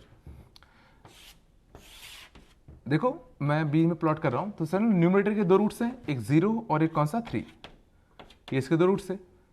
एक वर्टिकल असिम्प्टोट आया किस पे, b इक्वल टू 4 पे। सोचो वेवी का वर्ग मैं बनाता, सोचो वेवी का वर्ग इसका बनाता, तो 0 3 और 4, तो 0 3 और 4, इसका वेवी का सोचो ऐसा बनता। ठीक है, तो सर यहां पे पॉजिटिव यहां पे नेगेटिव, तो यहां पॉजिटिव यहां पे नेगेटिव, तो यहां से ग्राफ ऐसा जाता, यहां से जो ग्राफ होता सोचो कुछ ऐसा जाता। ये चला, तो ये हमने सना किसका ग्राफ बनाया। सना अगर मैं इसको अगर मैं एफ ऑफ बी नाम दूं, समझ गए ना, ये जो तुम्हारा ग्राफ आया वो किसका आया, एफ ऑफ बी का ग्राफ आ गया ना, तो ये एफ ऑफ बी का ग्राफ आ गया। समझ गए? और अब हमें ये पता करना था कि इसकी मिनिमम वैल्यू कहां होगी। तो देखना इस साफ साफ दिख रहा है, इसकी जो मिनिमम वैल्यू होगी वो देखो कुछ यहां पे होगा। और देखो इसके डेरिवेटिव के दो रूट्स आए थे, एक 2 और एक 6, तो समझ में आ रहा है ये सारा 2 वाला पॉइंट होता और ये कौन सा वाला पॉइंट होता, अपना 6 वाला पॉइंट होता। ये चला, तो इससे समझ में आ रहा है कि जो लोकल मिनिमा जो तुम्हारा मिल रहा होगा वो तुम्हारा कब मिल रहा होगा, जब b तुम्हारा कितना होगा 6 होगा। b2 पे समझना हमें लोकल मैक्सिमा मिलेगा। समझना b2 पे हमें क्या मिलेगा, लोकल मैक्सिमा मिलेगा। बट हमें क्या पता करना था, इनका जो सम ऑफ इंटरसेप्ट था मिनिमम कब था। तो इनका जो सम ऑफ इंटरसेप्ट था वो मिनिमम तुम्हारा कब हो रहा होगा, 6 पे। ये चला, क्या हुआ। ठीक है, और सर ना वैसे भी सर ना b इक्वल टू 2 नहीं आ सकता था। सुनिए कुछ करना, b इक्वल टू 2 वैसे भी नहीं आ सकता था, क्योंकि सर ना 1,4 से हमें पास कराना है। फील करो 1,4 से हमें पास कराना था, और अगर तुमने y इंटरसेप्ट अगर 2 कर दिया तो सोचो लाइन को कुछ ऐसा बनना पड़ेगा। और अगर लाइन अगर ऐसी बन गई तो y इंटरसेप्ट तो बिल्कुल सही पॉजिटिव है, बट x इंटरसेप्ट तो उस केस में नेगेटिव हो गया। बट क्वेश्चन में क्या था, सम ऑफ पॉजिटिव इंटरसेप्ट जो था वो हमें मिनिमम करना था। समझ गए? ये फिलहाल मैंने क्या करा कि जो दो आंसर हमारे आए थे, एक बी के लिए 2 और एक बी के लिए 6, उसमें 2 वाला वैसे भी डिस्कार्ड होना था क्योंकि इस केस में ना दोनों के पॉजिटिव इंटरसेप्ट ही नहीं आए। बट क्वेश्चन में पूछा था दोनों का जो पॉजिटिव इंटरसेप्ट था उनका सम मिनिमम कब होगा, पहली चीज रही। तो दूसरा हमारा जो आंसर है वो कौन सा है, जब बी तुम्हारा कितना होता, 6 होता। मिसल लाइन जो बनती वो कुछ ऐसी बनती। समझ गए? ठीक है, पहले इस समय हमने क्या कहा, ठीक है, तुम्हें बस ये सोचना है होमवर्क में कि b इजकल टू 2 पे लोकल मैक्सिमा है कैसे। b इजकल टू 2 पे ये लोकल मैक्सिमा कैसे है। समझ गए मैं क्या कह रहा हूं? इसको थोड़ा सोच के मुझे बताना कि b इजकल टू पे लोकल मैक्सिमा आया, उसका सेंस क्या है। क्या मतलब b इजकल टू जब ये 2 से पास होगा तो इसका जो सम ऑफ इंटरसेप्ट है वो मैक्सिमम वैल्यू है, सम ऑफ इंटरसेप्ट। ठीक है, इसको मैं सोच के बताना इसका आंसर क्या आएगा। ठीक है, तो इस केस में हमारा आंसर कितना आ गया, बी के लिए कितनी आ गई, 4 आ गई। और बी अगर अपना 4 आ गया, सॉरी बी 6 आया था, सॉरी मैं कहूँ बी 6 आ गया, तो बी 6 आया था 6/2, तो ए कितना आ गया तुम्हारा, 3 आ गया। तो जो लाइन की क्वेश्चन आती है वो कौन सी आती है, x/3 plus y/b is equal to कितना, 1। ये सीधा लाइन की क्वेश्चन मिल जाती है। ठीक है, तो उम्मीद है ये समझ में आ गया होगा सबको। ठीक है, यहां तक कोई दिक्कत नहीं। चलो अगला लिखते हैं। लास्ट पार्ट क्या था, find equation of normal to the curve y square is equal to x square plus x plus 1। तो शायद अगर तुम लोग को याद होगा जो अपने बचपन में पढ़े थे dy/dx वगैरह, तो याद करो उसमें बताया था कि कोई भी कर्व अगर y इज इक्वल टू अगर f ऑफ x अगर है, तो इस कर्व पे किसी भी पॉइंट p पे अगर हमें उसका स्लोप चाहिए तो सीधा क्या होगा, dy/dx के बराबर होगा। ये चला कि जैसे अगर मान लो कोई भी कर्व अगर होता y is equal to f of x, इस पे मुझे अगर मान लो x is equal to alpha पे, सुना, x इज इक्वल टू मान लो अल्फा पे मुझे पता करना था इस पे जो टेंजेंट आएगा उसका स्लोप कितना होगा। तो उसका जो स्लोप होगा वो डायरेक्टली क्या होगा, सीधा इस y is equal to f of x को डेरिवेटिव करो dy/dx, और उसमें सिंपली क्या पुट कर दो, x के लिए अल्फा पुट कर दो। लेकिन ध्यान देना ये जो होता, ये इस पे जो टेंजेंट डलता ये उसका स्लोप देता। लेकिन अच्छी बात है, टेंजेंट का अगर स्लोप मुझे मिल गया तो इसी पॉइंट पे सोचो जो नॉर्मल होगा उसका स्लोप भी हम निकाल सकते हैं m1 m2 इक्वल टू -1 करके, तो हम उसका भी स्लोप इजीली मिल जाएगा। तो असल ये से ना कोई भी कर्व होता, हमें नहीं पता इसका ग्राफ कैसे बनेगा, हमें मतलब भी नहीं है। ये कंफर्म था, इसके ऊपर एक पॉइंट लाई कर रहा था, कौन सा, 1,3। ये लाई कर रहा था ना, एक मिनट, 1,3 इस पे लाई नहीं करेगा, 1,√3 लाई करेगा। y स्क्वायर था नहीं, मैंने ध्यान नहीं दिया। x के लिए 1 छापो तो देखो y√3 आएगा अपना, तो चेंज कर लेना क्वेश्चन को, सॉरी है ना, 1,√3 कर लेना इसको। तो 1,√3 से हमने इसको ब्रेक पॉइंट होता। अब इस पॉइंट पे जो नॉर्मल बनता हमें उसकी इक्वेशन चाहिए थी। तो पहले तो मैं क्या कर लेता हूं, इस पॉइंट 1,√3 पे जो टेंजेंट बनता उसका स्लोप जो आता पहले मैं वो फाइंड कर लेता हूं। तो उसको फाइंड करने के लिए हम लोग क्या करेंगे, सीधा इसका डेरिवेटिव कर दो। तो 2y इंटू कितना, dy बाय कितना dx इजकल टू, यहां से कितना बन जाएगा अपना 2x प्लस 1। समझ गए? और किस पॉइंट पे फाइंड करना था हमें, 1,√3 पे। तो जो dy बाय dx की जो वैल्यू आती वो तुम्हारी कितनी आती, 2x प्लस 1 अपॉन कितना 2y। वैल्यू छाप दो 1,√3, तो 1,√3 छापोगे तो 3 अपॉन कितना 2√3, मीन्स ये तुम्हारा कितना बन जाएगा, √3/2 आ जाएगा। मीन्स इस पॉइंट पे जो टेंजेंट होता उसका जो स्लोप आता वो तुम्हारा कितना आता, √3/2 आता। तो इसका जो नॉर्मल होगा उसका जो स्लोप होगा वो तुम्हारा कितना हो जाएगा, -2/√3। ये चला, और एक बार हमें नॉर्मल का स्लोप मिल गया और पॉइंट तो हमें पता ही था 1,√3 से पास होना था। तो जो नॉर्मल की इक्वेशन आएगी वो सीधा कितनी आ जाएगी, y माइनस का √3 इजकल टू कितना, माइनस का 2/√3 और कितना x कितना माइनस का 1। ये सीधा उस नॉर्मल की इक्वेशन होती है। ठीक है, तो उम्मीद है समझ में आ गया होगा अच्छे से। ठीक है, चलो ठीक है, इसको हटा दो, आगे चले। हाँ देखना, अगला हम लोग ना बात करते हैं, पता है कौन सा फॉर्म है, normal form of line. Normal form of A line. तो देखना नॉर्मल फॉर्म ऑफ लाइन क्या होता है अपना, तो जैसा है ना, अगर मुझे इस लाइन की इक्वेशन निकालनी है, ठीक है, तो देखो अभी तक हमने क्या देखा कि अगर हमें 2 पॉइंट्स दिए हो तो हम लाइन की इक्वेशन निकाल लेंगे, एक पॉइंट एक स्लोप दिया हो तो निकाल लेंगे, एक स्लोप और एक इंटरसेप्ट दिया हो तो भी निकाल लेंगे, दोनों इंटरसेप्ट दिए हो तो भी निकाल लेंगे। अब अगर सर ना, अगर हमें इस लाइन की इक्वेशन निकालनी है और हमें ध्यान देना इसके सर ना, और हमें सर ना क्या इंफॉर्मेशन दिया है कि अगर मैं ओरिजिन से अगर मैं इस पे अगर एक परपेंडिकुलर वेक्टर ड्रॉप करूं, तो मैंने क्या ओरिजिन से क्या मैंने एक परपेंडिकुलर वेक्टर ड्रॉप किया, और अगर हमें इस वेक्टर का लेंथ पता है और इस वेक्टर का पॉजिटिव एक्स एक्सिस से जो एंगल बनाया है इसने एंटी क्लॉकवाइज डायरेक्शन में, वो एंगल अगर हमें पता है तो भी समझना हम लोग इस लाइन की इक्वेशन अब डायरेक्टली निकाल सकते हैं। और इस केस में ये जो इक्वेशन आती है इस लाइन की, वो आता है अपना x cos theta plus y sin theta equal to कितना p, समझ गए, जहां p क्या है, perpendicular distance of line from origin, समझ गए ना, हमने इस पे समझ गए जो परपेंडिकुलर वेक्टर ड्रॉप किया ये उसकी लेंथ थी, और यही तो सोचो इस लाइन का डिस्टेंस होता ओरिजिन से, और थीटा क्या है समझना, the angle made by the perpendicular vector, ठीक है, with positive x axis measured anti clockwise, ये तुम्हारा क्या होता, थीटा होता। देख लेते हैं इसको। तो सर ने कुछ करना, अगर ये सर ना पी अगर होता, ध्यान देना ये अगर थीटा है अपना, तो सर ये पी था ये थीटा था, तो सर ये जो लेंथ होगा अपना यहां से लेके तुम्हारा कहां तक, यहां तक, ये जो होता सोचो ये होता पी बाय कॉस थीटा, सोचो दिस अपॉन दिस कितना, दिस अपॉन दिस कितना होता, कॉस थीटा तो होता, तो this upon this cos theta, तो ये लेंथ कितना आएगा, पी बाय कॉस थीटा आएगा। देखो ऑब्वियसली ये हाइपोटेनस था, दो ऑप्शन थे, या तो पी का कॉस थीटा आता या पी बाय कॉस थीटा आता, बच्चों की हाइपोटेनस था तो उसको पी से बड़ा होना था, इसलिए कॉस थीटा नीचे आएगा।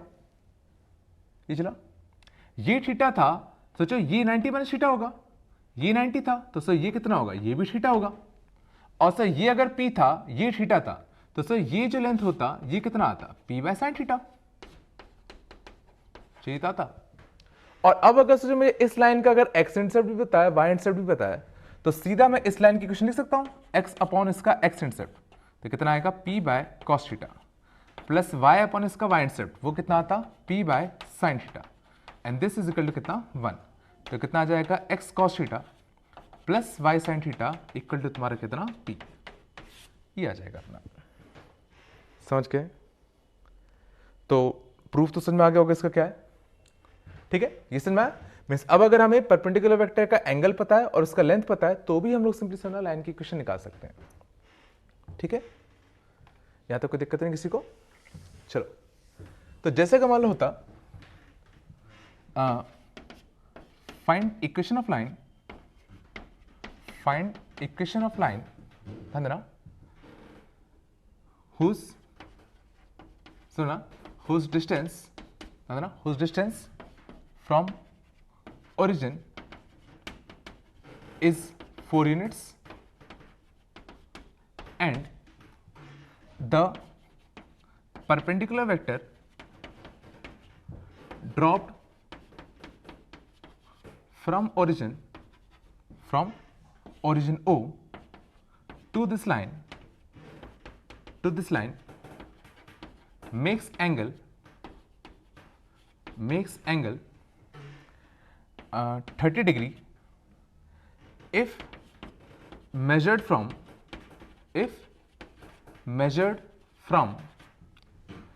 negative y-axis in clockwise direction, ठीक है। तो इससे पहले सर ना देखो, वैसे ना देखो यहां पे आते हैं तो ये हमने क्या देखा कि अब सर ना जैसे ये लाइन है अपनी, है ना, तो इस लाइन को डिनोट करने के लिए हमें क्या चाहिए, ये जो परपेंडिकुलर वेक्टर होता है वो इसका ये थीटा और ये लेंथ पी, ठीक है। अब इसको ऐसे फील करो सर, इसको टी टाइप का एक शेप मान लो, टी टाइप का, ऐसा और ऐसा, सोचो अगर तुम इस चीज को अगर घुमाओगे, सोचो इस चीज को अगर घुमाओगे तो ऑटोमेटिकली इसके साथ ये जो चीज अटैच्ड है ये भी सोचो घूमेगी। सोचो इस चीज को घुमाओ तो देखो जब ये चीज यहाँ पे पहुंचेगी तो ये कुछ ऐसा बन जाएगा।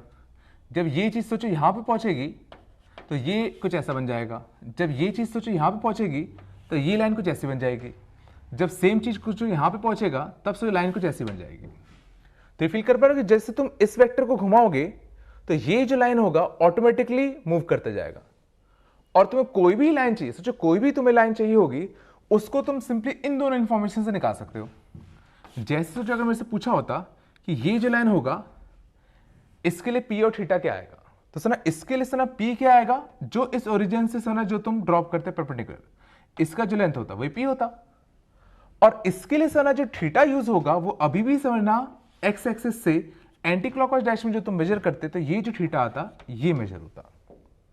ध्यान देना थीटा हमेशा कौन सा यूज होगा, पॉजिटिव एक्सिस से एंटी क्लॉकवाइज डायरेक्शन में जो तुम यूज करोगे वो वाला।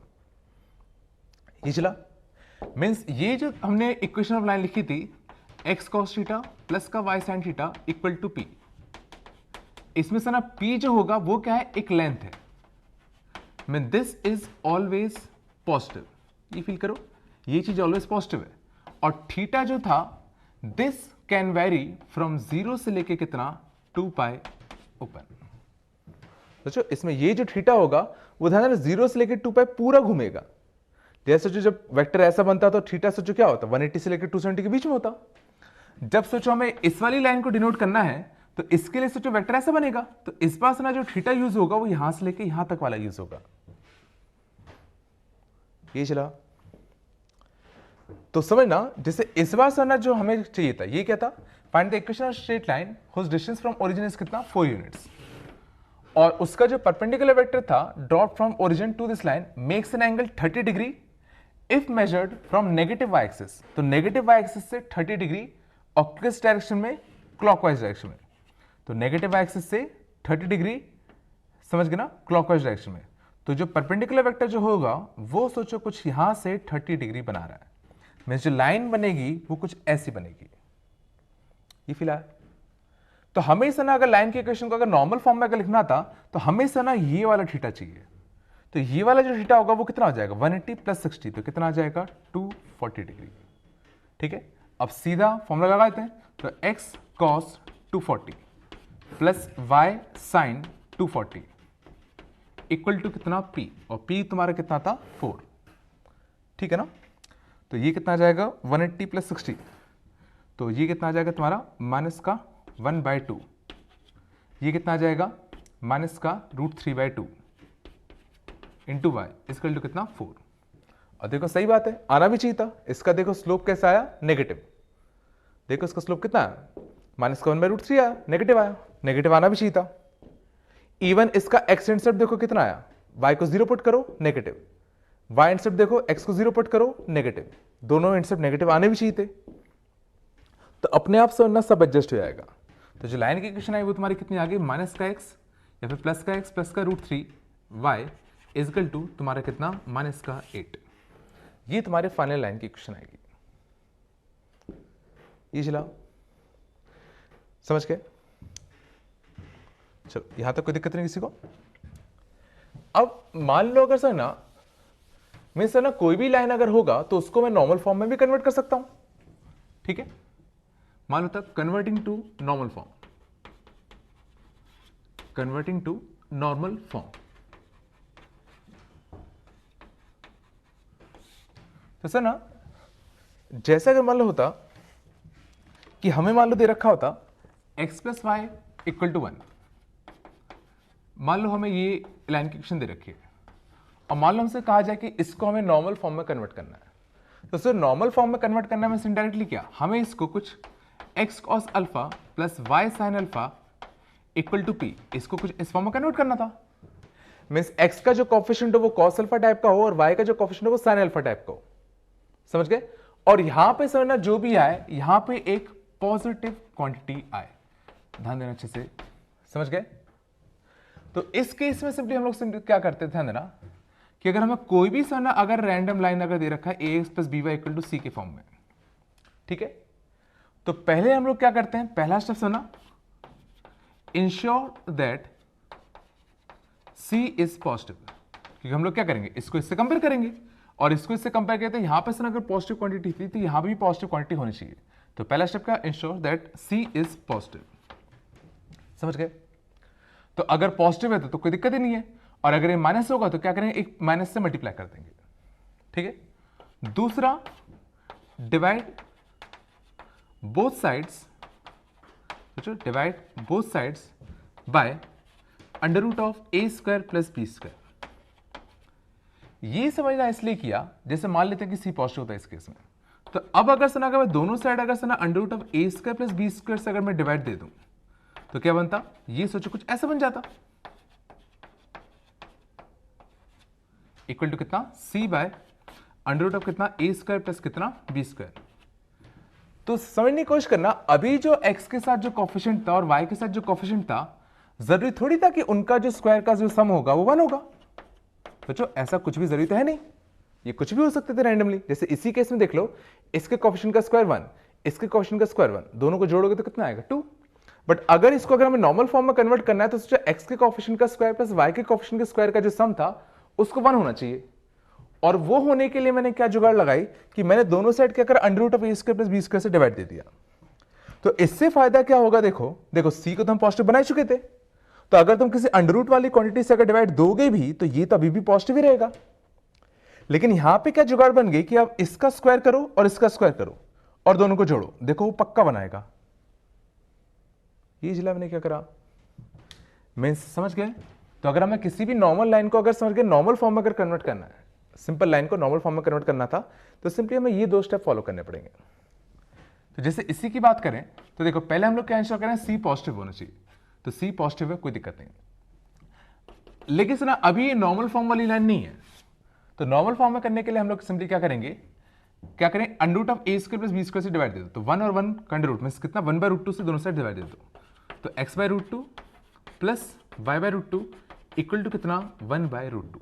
है ना, इस लाइन का सना जो नॉर्मल फॉर्म होता वो कुछ ये होता, और इसको सोचो मैं लिख सकता हूं x cos 45 plus y sin 45 equal to कितना, 1/√2।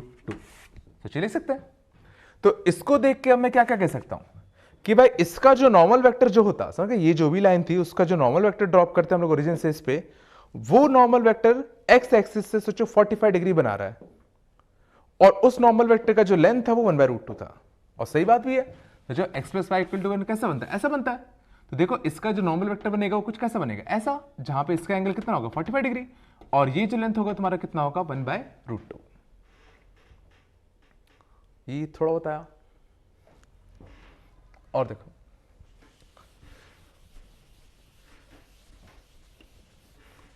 जैसा कि मान होता 2x plus 3y plus 5 equal to 0, इसको हमें समझना, माइनस ले लो, मान लो इसको हमें से ना नॉर्मल फॉर्म में कन्वर्ट करना था, ठीक है।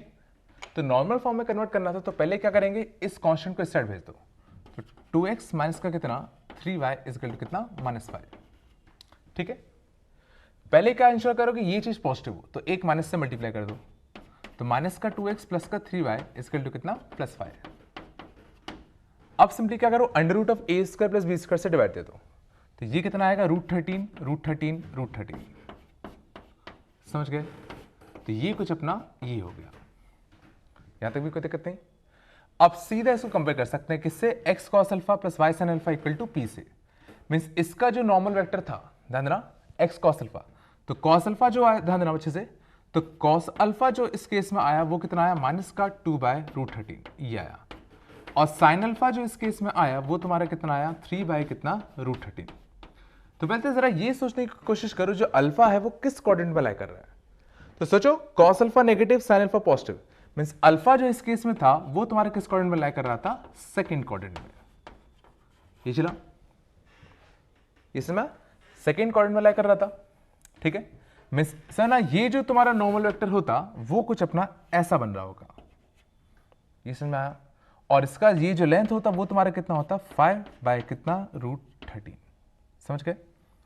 और ये जो तुम्हारा अल्फा जो आएगा ये कितना आ जाएगा, sin अल्फा अपन cos अल्फा, tan अल्फा होता, तो तो अल्फा जो आता तुम्हारा वो सिंपली कितना आता, tan इनवर्स ऑफ, ध्यान देना कितना, -3/2।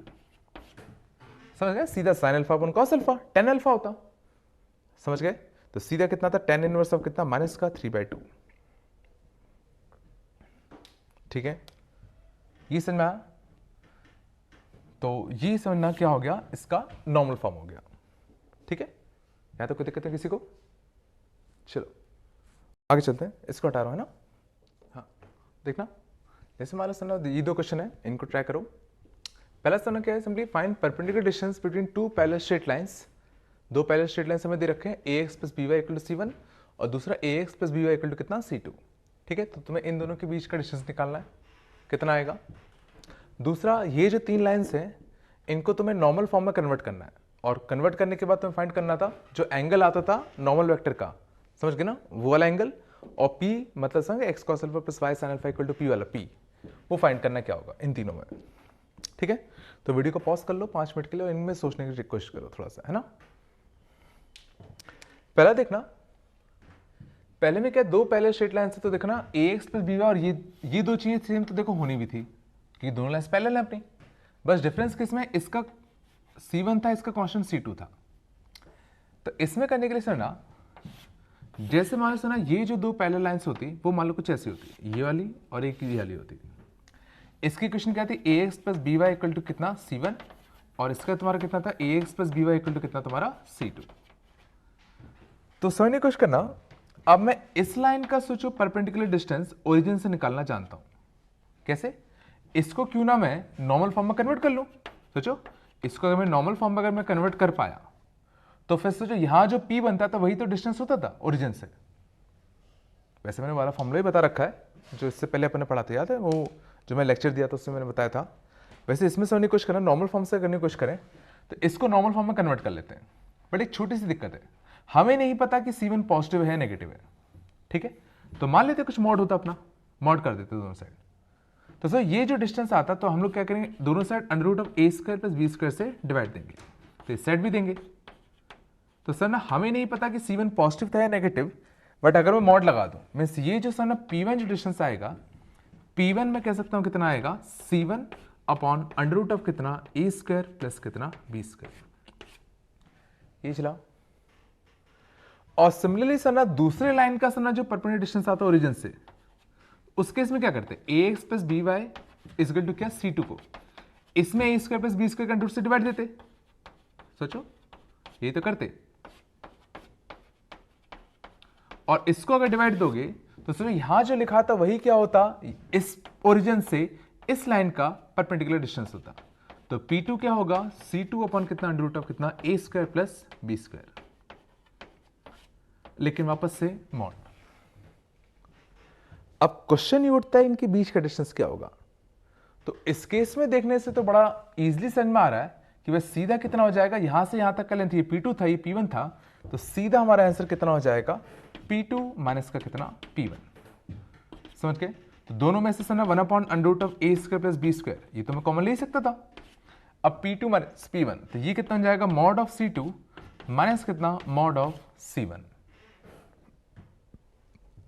ठीक है, लेकिन क्या ये हमेशा सही है, क्वेश्चन ये। सोचो वही अगर ये c1 c2 कुछ ऐसे अगर होते कि एक स्ट्रेट लाइन सोचो ऐसे बन रही है और दूसरी स्ट्रेट लाइन कुछ ऐसे बन जाए, सोचो ऐसे भी तो हो सकता था, ये लाइन से पैरेलल है, तो इस केस में सोचो ये जो लेंथ आता वो p1 आता, ये जो लेंथ आता वो सोचो p2 आता, तो उस केस में ना इनके बीच का जो डिस्टेंस होता वो माइनस ना होके सोचो p1 + p2 होता।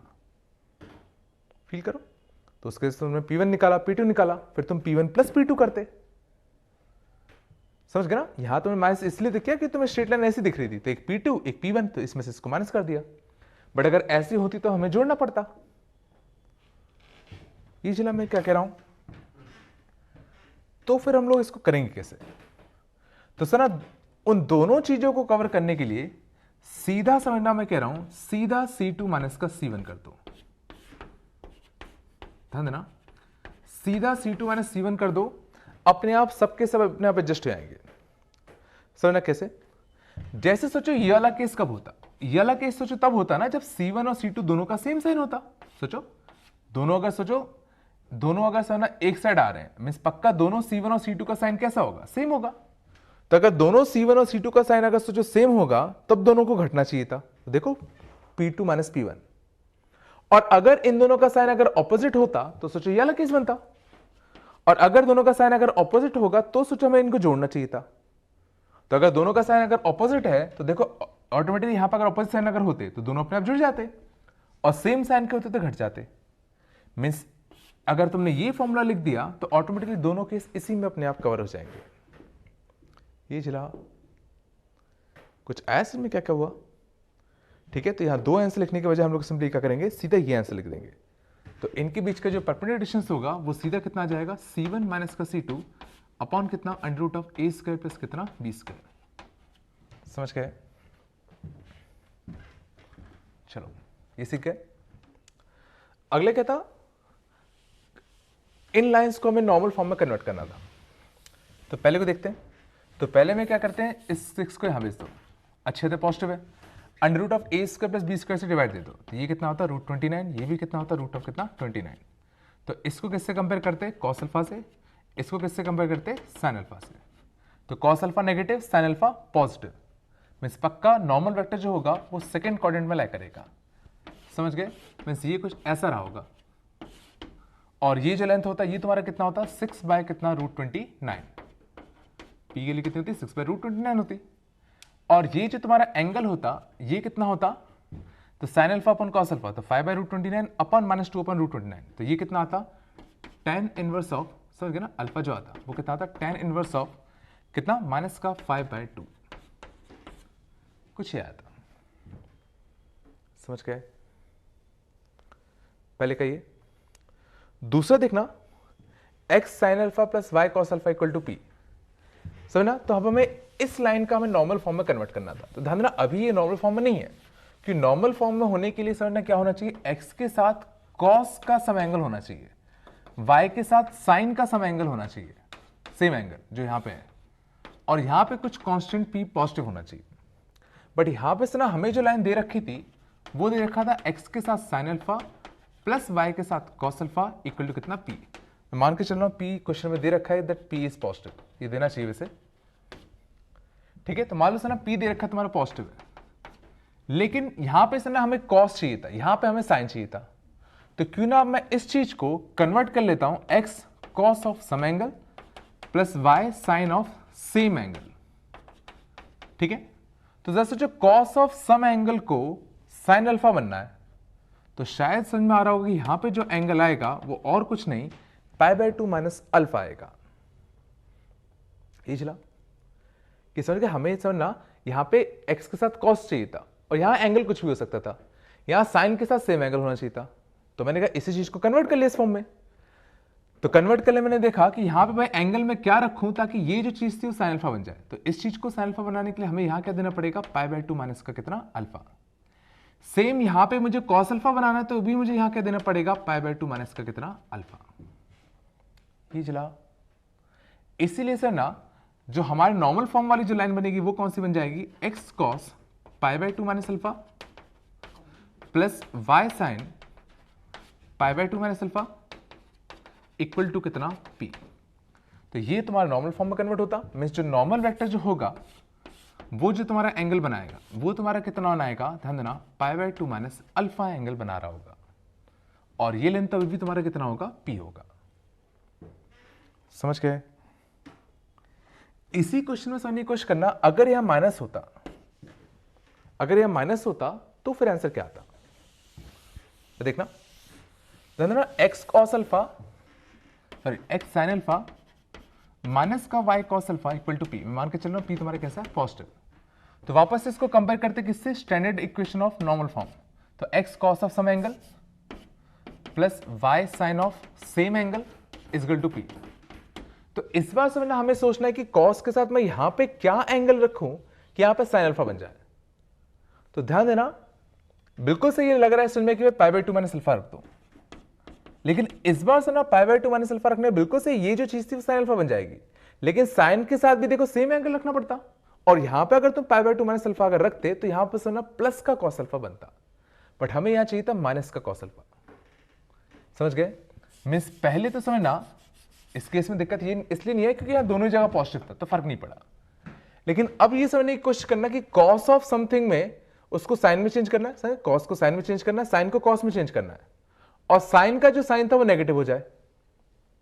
ये चला मैंने क्या कहा कि कॉस को तुम्हें साइन में कन्वर्ट करना था, इस साइन को तुम्हें कॉस में कन्वर्ट करना था, और इसमें जब साइन को तुम कन्वर्ट करोगे तो यहां पे ये प्लस से माइनस हो जाए। ये चला, तो पहले कॉस पॉजिटिव और साइन नेगेटिव होता किस क्वाड्रेंट में है? जैसे ना कॉस पॉजिटिव और साइन नेगेटिव किस क्वाड्रेंट में होता है? फोर्थ क्वाड्रेंट में। ये चला, और उसमें भी सर ना कॉस का साइन हो जाए, साइन का कॉस हो जाए, वो कब होता है? जब 270 प्लस थीटा टाइप का कुछ करेंगे। ये चला, जब 270 प्लस थीटा टाइप का कुछ जब करेंगे तो इससे क्या होगा? ये फोर्थ क्वाड्रेंट में होगा। ये चला, और फोर्थ क्वाड्रेंट में क्या होगा? कॉस अपना साइन चेंज नहीं करेगा, और साइन वाला जो था वो अपना साइन चेंज कर लेगा, और कॉस का साइन करना था, साइन का कॉस करना था, इसलिए क्या? 3π/2 प्लस अल्फा। ये आया समझ में? मीन्स इस केस में जो तुम्हारा नॉर्मल वेक्टर होता वो कुछ अपना ऐसा होता, ये यहां से यहां तक कितना होता? अल्फा होता, टोटल 3π/2 प्लस अल्फा, और जो लाइन होती वो कुछ ऐसी होती। ठीक है, चलो उम्मीद है इसमें आ गया होगा। अगले केस में देखना, एक्स कहां गया? हाँ देखना, थीटा कांस्टेंट था, कहां से कहां तक था? पाई से लेकर कितना था? 2π था। तो ना इस केस में ना जो थीटा था वो तुम्हारा कांस्टेंट है, तो यहां भी cos θ/2, यहां भी cos θ/2, तो ना दोनों में से कॉमन लेके सेट भेज दूं, तो ये कितना बन जाएगा तुम्हारा? x का साइन अल्फा प्लस y का cos alpha is equal to कितना? 2/cos θ/2, मींस कितना? 2 sec θ/2। और थीटा से ना क्या था? पाई से लेकर 2π, तो थीटा अगर पाई से लेकर 2π होगा तो θ/2 कहां से कहां जाएगा? 90 से लेकर 180 जाएगा, और 90 से 180 में से ना cos नेगेटिव होता है तो sec भी नेगेटिव होगा। और अगर हमें इसको नॉर्मल फॉर्म में अगर कन्वर्ट करना था तो ध्यान देना हमें क्या चाहिए होगा? यहाँ पे एक पॉजिटिव क्वांटिटी चाहिए होगी।